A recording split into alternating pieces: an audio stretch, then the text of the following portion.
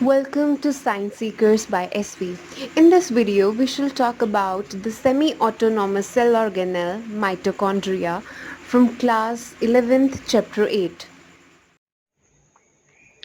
Mitochondria को हम कॉन्ड्रियोजोम्स भी बोलते हैं एंड ये एनिमल सेल्स में एक लार्जेस्ट सेल ऑर्गेनल प्रेजेंट रहती है। तो जो ये माइटोकॉन्ड्रिया है ये बेसिकली क्या है, एक सेमी ऑटोनोमस सेल ऑर्गेनल है। अब ये सेमी ऑटोनोमस सेल ऑर्गेनल क्या होता है, 10th क्लास में हमने 9th क्लास में हमने इसको पढ़ा हुआ है इस टर्म को, सो ये नई नहीं है।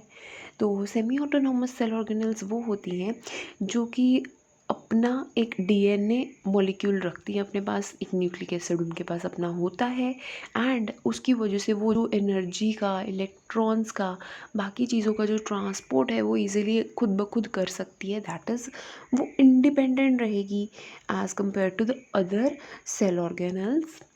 तो ये माइटोकॉन्ड्रिया हो गया। आगे प्लास्टिड्स होंगे, ये भी एक सेमी ऑटोनोमस सेल ऑर्गेनल होता है। देन हमारे पास न्यूक्लियस होता है।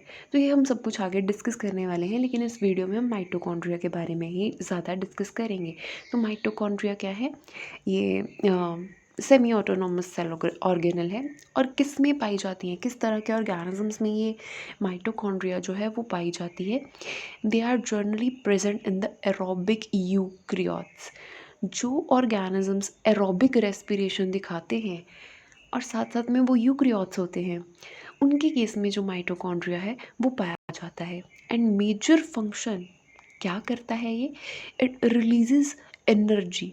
जितना भी प्रोसेस होना है एक पर्टिकुलर सेल में, उसमें जो एनर्जी का रिलीज़ होता है वो इस माइटोकॉन्ड्रिया की हेल्प से ही होता है।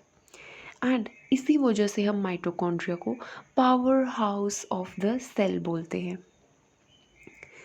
अब जो प्रोक्रियोट्स हैं या फिर एनारोबिक यूक्रियोट्स हैं या फिर आरबीसीज हैं, इनके केस में जो माइटोकॉन्ड्रिया है ये जर्नली एब्सेंट रहता है। अब हम देखते हैं इसके कुछ डायमेंशंस। जो माइटोकॉन्ड्रिया है इसकी जो शेप है इट विल बी सिलेंड्रिकल या सॉसेज शेप। ठीक है, सिलेंड्रिकल शेप होगा, सॉसेज शेप होगा और इसका डायमीटर होता है 0.2 to 1.0 माइक्रोमीटर्स। एवरेज क्या निकाला उसने, 0.5 माइक्रोमीटर्स। तो ये आप अपनी बुक में अंडरलाइन करोगे, it's important, these dimensions are important. और इसकी जो लेंथ है वो होगी 1 to 4.1 माइक्रोमीटर्स। ये इसकी लेंथ होती है एंड डायमीटर होता है जो इसको आप जैसे आप इसको डिफाइन कर सकते हो। तो ये जो माइटोकॉन्ड्रिया है बेसिकली ये बनता कहाँ से है, it arise from the fusion of pre existing mitochondria. जो इस एक माइटोकॉन्ड्रिया से पहले उस सेल में माइटोकॉन्ड्रिया होगा उसको हम प्री एग्जिस्टिंग माइटोकॉन्ड्रिया बोलेंगे, और उसी का जब फिजन होगा, जब डिवीजन होगा, तो उससे एक नया माइटोकॉन्ड्रिया बनता जाएगा। तो ये है इसका प्रोसेस फॉर्मेशन का। अभी जो माइटोकॉन्ड्रिया है इसके पास 60 to 70% क्या रहते हैं, प्रोटीन्स। ये आप आस्पेक्ट रेशियो लिख लो, 60 to 70% will be the proteins, 25 to 35% will be the lipids, 5.7% रहेगा इसमें आरएनए एंड कुछ स्मॉल अमाउंट ऑफ रहेगा डीएनए। एंड ज़्यादातर जो होगा इसमें होगा आफ्टर द प्रोटीन पार्ट, इसमें ज़्यादा होंगे एंजाइम्स। तो ये है ओवरऑल कंटेंट जो कि एक माइटोकॉन्ड्रिया में होता है। फर्दर हम बात करते हैं माइटोकॉन्ड्रिया के स्ट्रक्चर के बारे में। बेसिकली ये जो माइटोकॉन्ड्रिया का स्ट्रक्चर है ये डबल मेम्ब्रेनस स्ट्रक्चर रहेगा।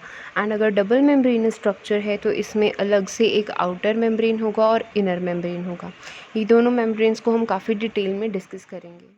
फर्दर हम देखते हैं कि ये जो आउटर मेम्ब्रेन है ये किस चीज़ का बना होता है एंड कैसे इसमें इसके कंपोनेंट्स अरेंज हैं। तो आप देखोगे यहाँ पे ये जो ग्रीनिश कलर का है ये आउटर मेम्ब्रेन कंसिडर किया जाता है। एंड इस आउटर मेम्ब्रेन के पास काफ़ी स्मूथ सरफेस होता है। क्यों, क्योंकि इसके पास क्रिस्टी एब्सेंट रहते हैं। Cristae are this sort of grooves जो कि इनर सरफेस में प्रेजेंट है, डेप्थ्स हैं, ग्रूव्स हैं, या आप बोलो इन ग्रोथ्स हैं जो कि इनर मेम्ब्रेन में प्रेजेंट रहती हैं, लेकिन आउटर मेम्ब्रेन में ऐसा क्रिस्टी जैसा कोई स्ट्रक्चर देखने को नहीं मिलता, इसलिए ये काफ़ी स्मूथ रहता है।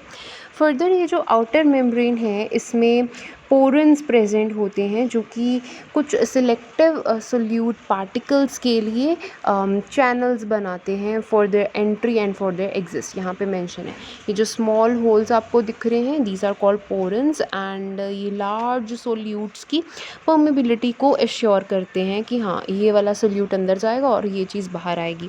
तो ये पोरन्स का काम रहता है जो कि सिर्फ आउटर मेम्ब्रेन में प्रेजेंट रहते हैं। फर्दर ये जो आउटर मेम्ब्रेन है ये हमारे पास प्रोटीन्स जो कि 60% रहेंगे एंड लिपिड्स 40%, इन दोनों का बना होता है। एंड लिपिड्स में specially phospholipids and cholesterol higher amount में प्रेजेंट होते हैं इन दिस आउटर मेम्ब्रेन।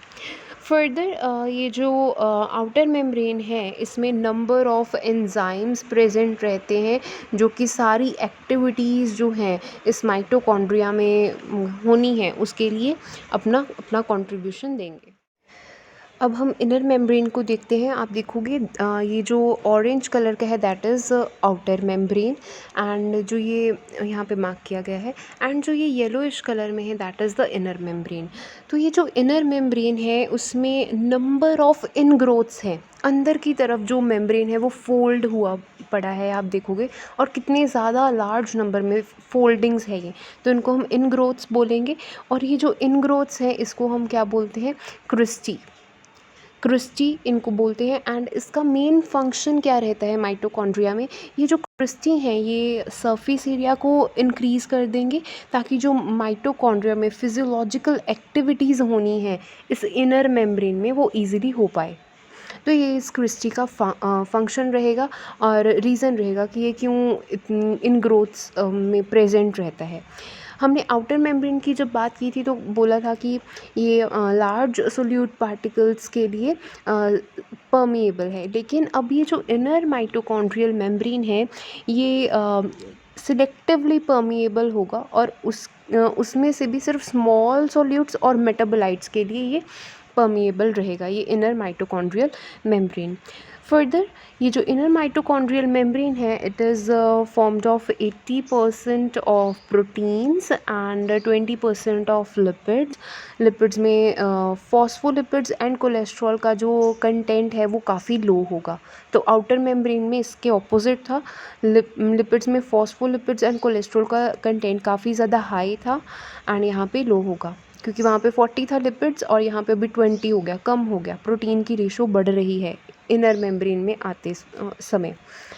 तो अगर ये सिलेक्टिवली परमिएबल है तो ये भी अंडरस्टूड होगा कि as compare to the outer membrane इसके पास पोरन्स नहीं होंगे, ठीक है।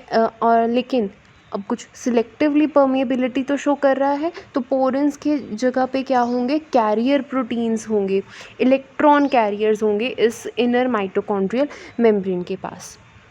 फर्दर ये अब इनर माइटोकॉन्ड्रियल मेम्ब्रेन जो ये इनग्रोथ्स बना रहा है, इन्हीं इनग्रोथ्स की वजह से जो ये इनर सरफेस रहेगा माइटोकॉन्ड्रिया का, ये 2 एसिमेट्रिकल सरफेसेस में डिवाइड हो जाएगा और उसको हम क्या बोलते हैं, जो आउटर सरफेस होगा उसको हम बोलेंगे C face, C stands for cytosol, and जो इनर सरफेस रहेगा दिस रीजन, जो इनर सरफेस रहेगा उसको हम बोलेंगे M face, and M stands for matrix. तो ये जो बाहर वाला है ये होगा सी फेस, एंड ये जो अंदर वाला है इस क्रिस्टी के इनग्रोथ्स के अंदर जो होगा that is M face.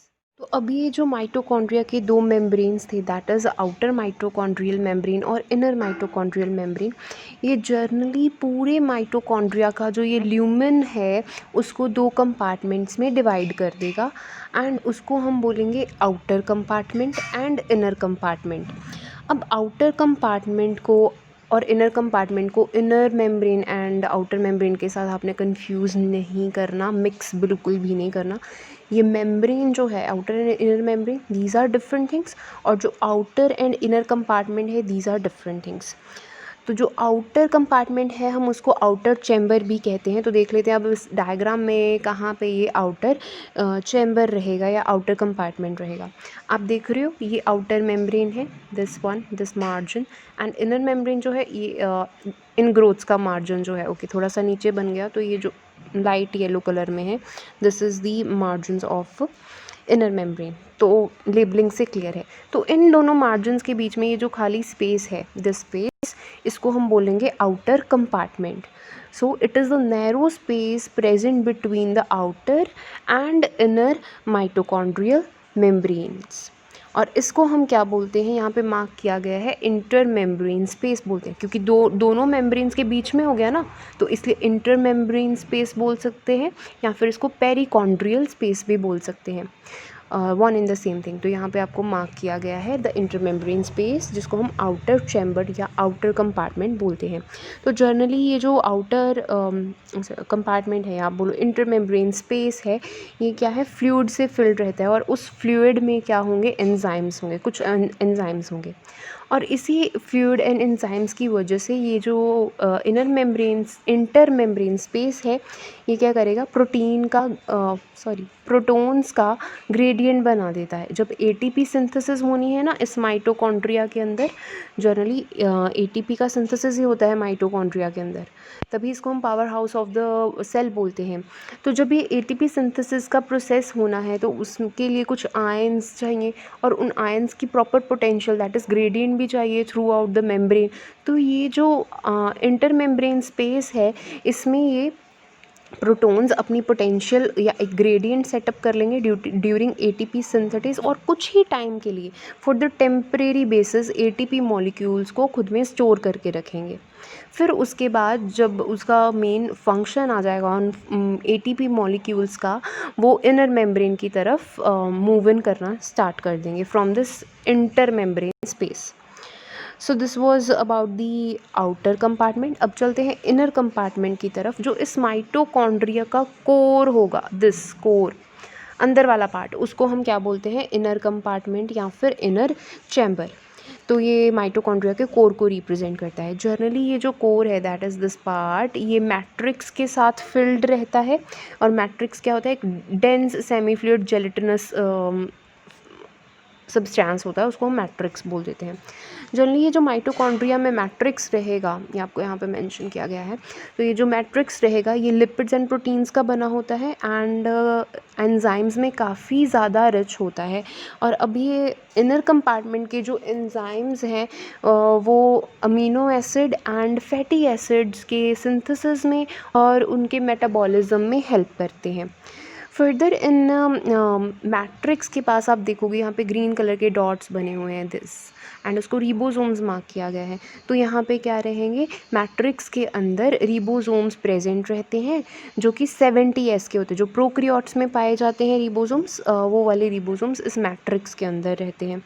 Further circular DNA present रहता है। आप देखोगे empty DNA, that is mitochondrial DNA लिखा हुआ है, इसको शॉर्ट में एम्प्टी डीएनए लिखते हैं, small empty and capital DNA. तो ये क्या होगा, ये सर्कुलर होगा। देखने में तो ये थ्रेड लाइक लग रहा है, लेकिन देखो आप इसका कोई एंड, ओपन एंड तो नहीं है, सारे एक दूसरे से ज्वाइन है, ऐसे पड़ा, तो इसको हम सर्कुलर डीएनए बोलेंगे। तो ये भी मैट्रिक्स में प्रेजेंट रहता है। अब हम फंक्शंस कर लेते हैं माइटोकॉन्ड्रिया के। जो माइटोकॉन्ड्रिया का मेजर रोल रहता है वो है क्रेब्स साइकिल में, या फिर एरोबिक रेस्पिरेशन जब होती है किसी भी ऑर्गेनिज्म में, वेदर इट इज़ प्लांट्स और वेदर इट इज़ एनिमल्स, उनमें जब एरोबिक रेस्पिरेशन होगी तो वो 3-4 स्टेप्स में होती है। वो हम प्लांट फिजियोलॉजी जब डिस्कस करेंगे तब उसमें काफ़ी डिटेल में ये करेंगे with the help of flow charts. तो अभी के लिए आप याद रखो कि एरोबिक रेस्पिरेशन में क्रेब्स साइकिल का एक स्टेप आता है, तो उसमें माइटोकॉन्ड्रिया का मेजर रोल रहता है।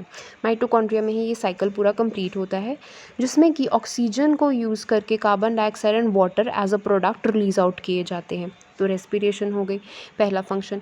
दूसरा फंक्शन इसका ये है कि जितनी भी सेलुलर एनर्जी प्रोड्यूस होती है बाय द ग्लाइकोलाइसिस, है ना। Glycolysis that is break down of glucose and oxidative phosphorylation, ये वही एरोबिक रेस्पिरेशन का एक स्टेप है। तो दोनों ये उसके स्टेप रहेंगे, ऑक्सीडेटिव फॉस्फोरिलेशन एंड ग्लाइकोलिसिस के दौरान जो भी सेलुलर एनर्जी प्रोड्यूस होती है वो सभी इन माइटोकॉन्ड्रिया में ही सिंथेसाइज होती है एंड फर्दर एक प्लांट की जो या फिर किसी भी ऑर्गेनिज्म की जितनी भी सेलुलर एक्टिविटीज़ होंगी उसमें ये एनर्जी यूटिलाइज होती जाती है।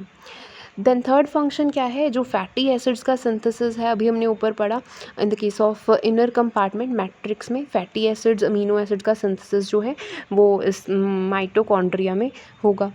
फोर्थ फंक्शन इसका है कि कैल्शियम के आयंस जो हैं वो माइटोकॉन्ड्रिया में स्टोर रहते हैं एंड जब भी रिक्वायरमेंट होती है तो रिलीज़ आउट हो जाते हैं। फिफ्थ फंक्शन ये है, माइटोकॉन्ड्रिया एक सेमी ऑटोनॉमस सेल ऑर्गेनल है और प्लास्टिड्स भी सेमी ऑटोनॉमस सेल ऑर्गेनल है। तो जो भी मदर से ऑफ स्प्रिंग में करेक्टर्स का ट्रांसफ़र होना है वो डायरेक्ट ट्रांसफ़र होता है with the help of this mitochondria and plastids. So this was all about the semi autonomous cell organelle mitochondria. If you have any query or any sort of doubt, do comment in the comment box. Do like, share and subscribe my channel. Thank you for watching.